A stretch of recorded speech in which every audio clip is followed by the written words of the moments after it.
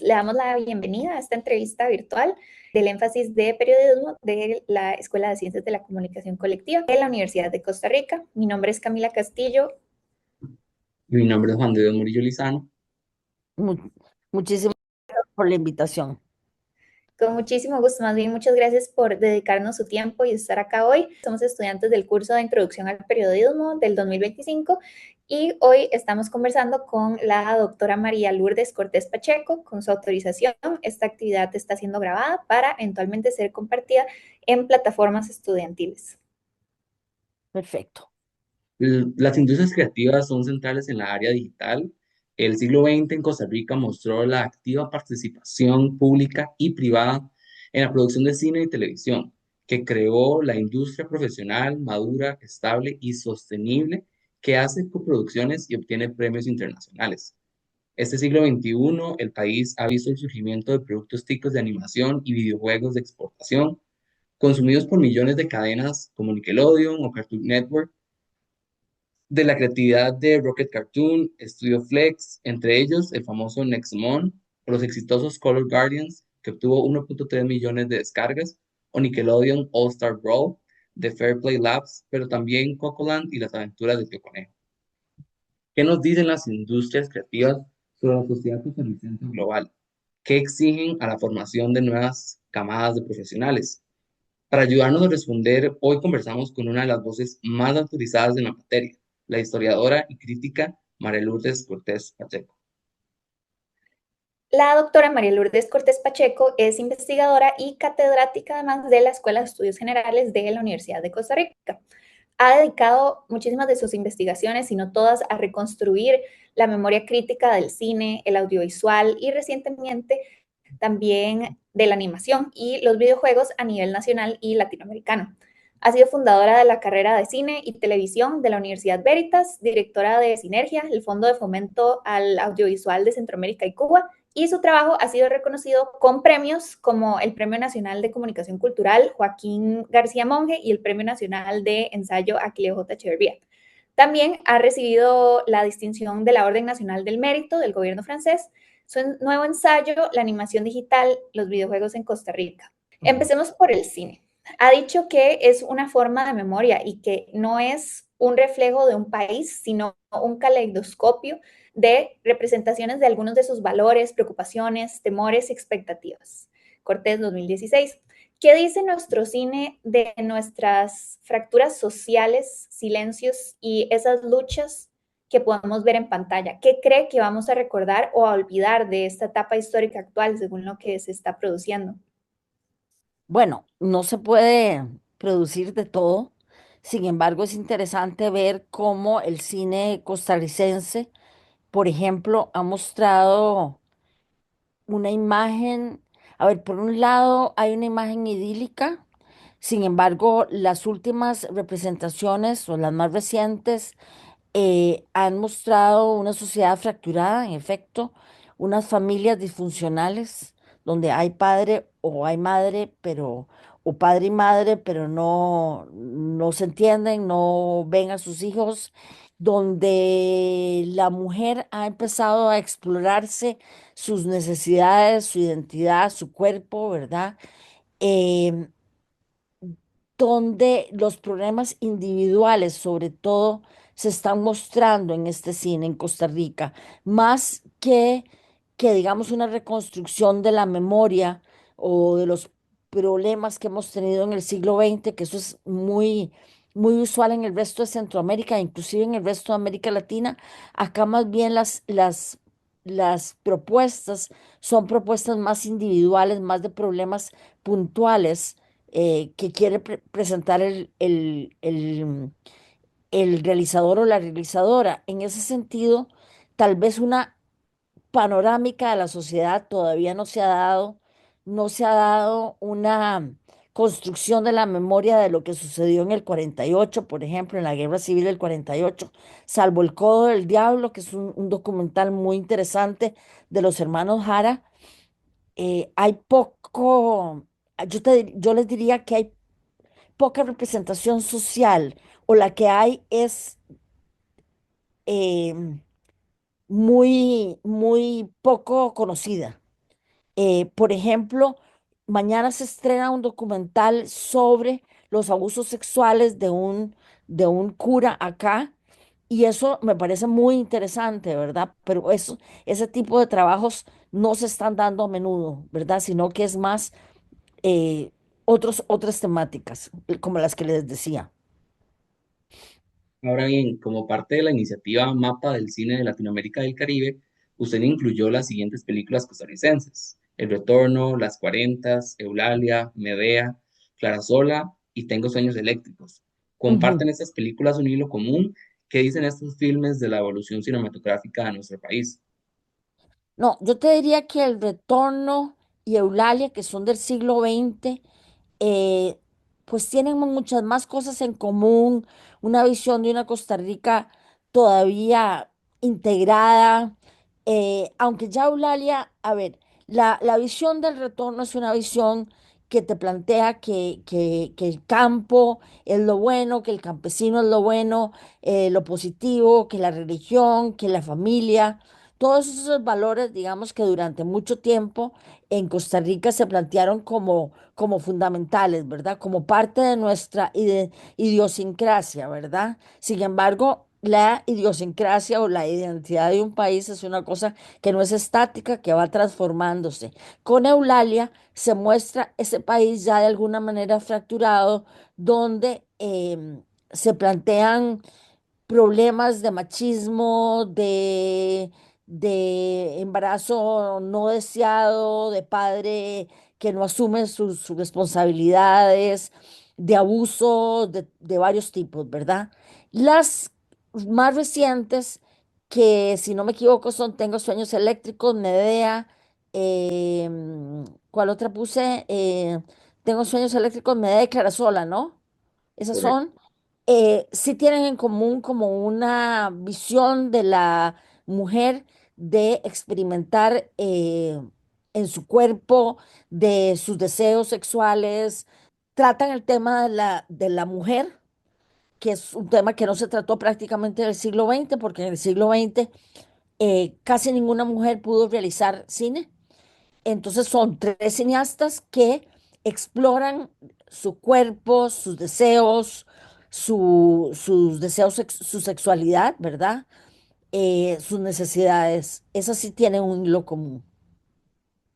El Retorno y Eulalia es que son dos películas emblemáticas del cine del siglo XX. El Retorno fue la primera película costarricense, Eulalia fue la película, digamos, la última del siglo XX y la más exitosa. Digamos que yo te diría que hasta Eulalia, la visión de Costa Rica más o menos está representada en el retorno. Una visión de una Costa Rica buena, blanca, eh, donde las mujeres son inactivas, ¿verdad? Son Como esta pasivas. parte más idílica de lo Es que una habla. visión totalmente idílica. Con Eulalia, aunque pareciera, y es una comedia, y una comedia con algunos elementos de humor y de sexo, y es una parodia de una telenovela, ya se muestra una Costa Rica, digamos, menos ingenua. Entonces, en ese sentido, tienen la, ¿verdad? Tendrían una continuidad, pero una continuidad que se rompe. Ujú. Como que vino a disrumpir y ese poco de perspicacia les da una diferencia, pero a la vez tienen como que no disrumpe por completo, por decir así. Em, lo interesante de Eulalia es que es la primera película que sí quiebra, es que sí quiebra ese modelo. Porque, primero que todo, es una película que la gente, a ver, en el retorno es del campo, el protagonista viene a la ciudad y luego se devuelve al campo por tipo Michael Jordan, que es Mm, como, sí. Michael Jordan es muy, muy parecida al retorno, digamos, reproduce las mismas isotopías, las mismas ideas, si se quiere, del campesino bueno, de la familia feliz, del catolicismo imperante, bueno, de la identidad dominante. En Eulalia es más bien la campesina que viene a la ciudad y encuentra muchos obstáculos en la ciudad que realmente muestran una un inicio de corrupción de Mm, la sociedad. De corrupción no en el sentido de la corrupción económica, sino de una sí, sociedad ya menos ingenua, menos buena, digamos, para ponerlo en sencillo. no tan perfecta. No, no, ya no. La imagen perfecta se fue, se acaba. Sí, bueno, usted ha concluido que el viaje es, como hablamos en este caso, es una temática constante en el cine costarricense. Desde esta primera película, Retorno, que a menudo se utiliza, como estábamos hablando, para reforzar estas ideas nacionalistas, ha expresado el cine una cohesión social real o ha actuado consciente o inconscientemente como un reproductor de este mito ideológico del tico igual y tico, ¿verdad? Como que no De somos. Michael Jordan. Ajá, como que no somos tan individuales o que no podemos lograr tanto tal vez, o como que estamos metidos en esta caja. Mira, yo te diría que es que, claro, el cine es decir, así como se hicieron 9 largometrajes de ficción en el siglo XX, ya llevamos más de 80 en estos 25 años, ¿verdad? Entonces, no te podría generalizar, pero sí podemos darle vuelta a la tortilla y decir, bueno, ¿qué es lo que quiere el tico ver? Y bueno, quiere ver Michael Jordan, o sea, quiere seguir viendo esa Costa Rica igualitica, esa Costa Rica buena, blanca, campesina, etcétera, ¿verdad? Que ya no existe. ¿Por qué? Porque casi meten 800.000 espectadores en las salas de cine, ¿verdad? Entonces, en ese sentido, pues no, las mujeres están planteando temas mucho más críticos, claro, individuales, ¿verdad? Eh, un documental, repito, como El Codo del Diablo, muestra que esa Costa Rica y que esa guerra civil que pintamos como una guerra civil muy sencilla, muy corta, en donde al final todo se lima, las asperezas, etcétera, no fue tan así. Entonces, hay ejemplos, digamos, de crítica, pero por Mm, ejemplo, eh, me acordé de un momento que hubo una crítica importante en el siglo XX en documentales, que fue con la fundación del Departamento de Cine, que luego se convirtió en el Centro Costarricense de Producción Cinematográfica. Entre el 73 y el 76 se hicieron muchos documentales críticos a la sociedad que ya mostraban que no éramos ni igualiticos, ni buenitos, ni blanquitos, ni nada, ¿verdad? Y eso pronto fue censurado por el mismo gobierno, porque era un proyecto del gobierno. Sin embargo, ahí quedan los documentales. En ficción no, en ficción siempre fue como una visión casi que idílica del país, hasta Eulalia, donde aun cuando es una comedia, plantea unas ciertas críticas. Ya a partir del siglo XXI hay un poco de todo, ¿verdad?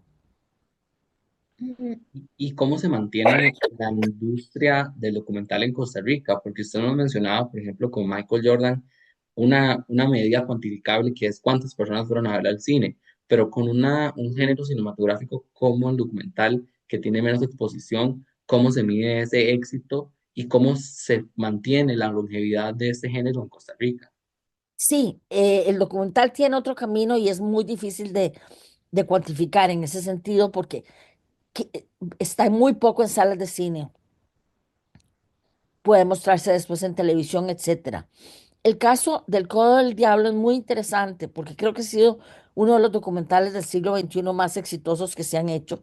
Pasado en colegios, lo conseguís en YouTube y lo sé porque en mis clases de cine, de apreciación de cine, yo lo pongo y muchos estudiantes ya lo han visto.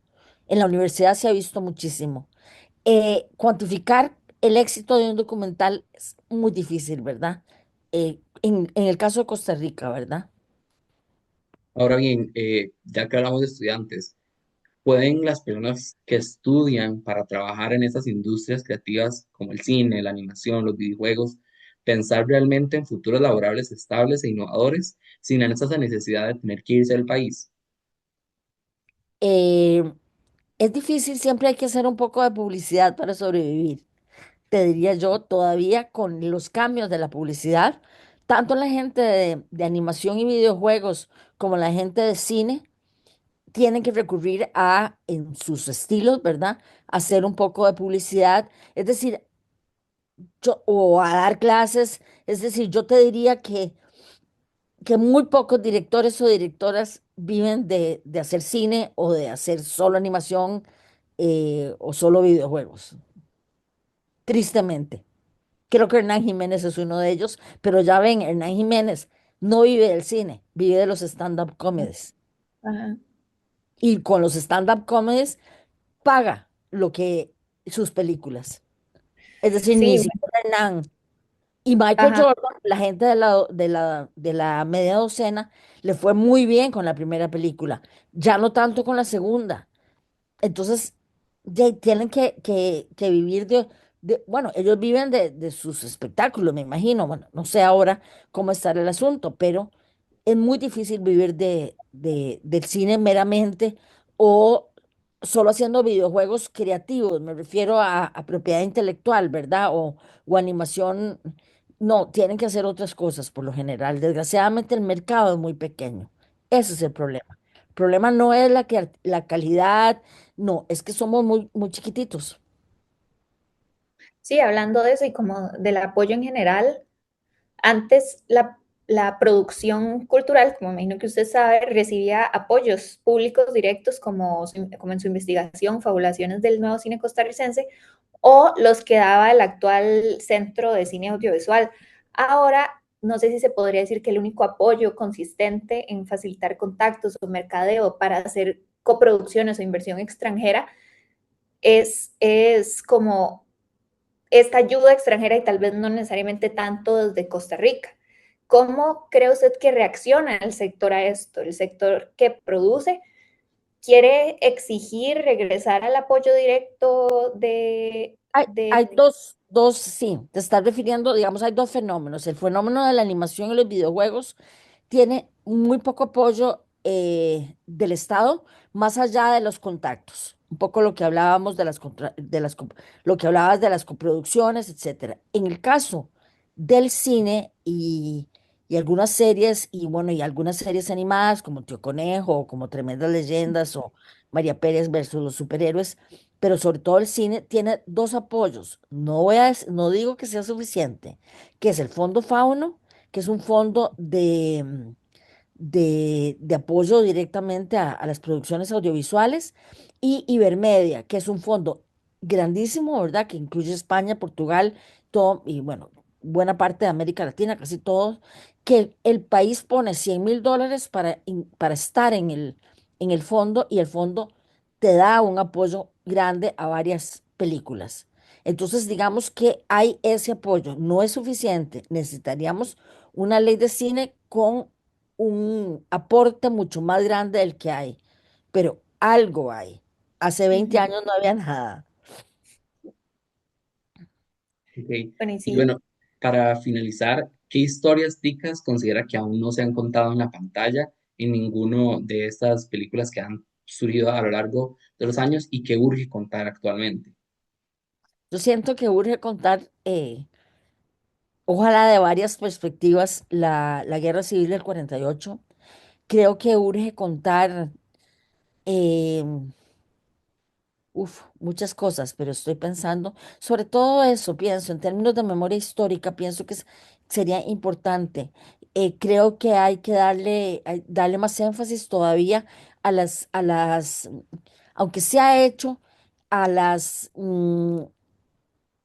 a muchos personajes históricos, a las luchas de las mujeres. Es decir, es que son demasiadas las historias que podrían contarse, ¿verdad? Porque de pronto está una historia muy íntima, te está reflejando cosas importantes del contexto, etcétera.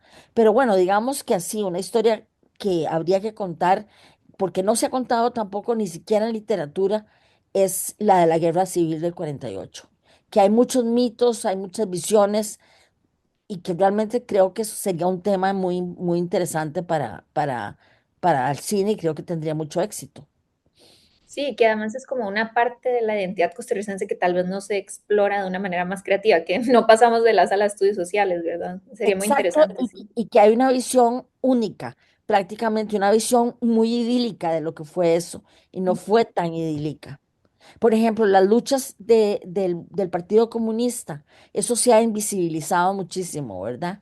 Todo lo que son las fracturas dentro de nuestra idiosincrasia, nuestra identidad, esas se han eliminado. Y creo que eso es lo que es ustedes los jóvenes los que tendrían que desempolvar eso y revisarlo. Muchas Una visión gracias. más crítica de Costa Rica. Muchísimo gusto y muchas gracias por la invitación y mucha suerte. Bueno, muchas gracias a la doctora María Lourdes Cortés Pacheco, investigadora e historiadora sobre el cine centroamericano, por compartirnos su visión sobre los retos y acciones que requiere la industria del cine, el audiovisual y la animación en Costa Rica. Esta ha Gracias a sido, ustedes. muchas gracias, esta ha sido una entrevista del énfasis de periodismo de la Escuela de las Ciencias de la Comunicación Colectiva de la Universidad de Costa Rica. Somos Juan de Dios Murillo Lizano y Camila Castillo Zúñiga, estudiantes del curso de Introducción al Periodismo 2025. Muchas gracias.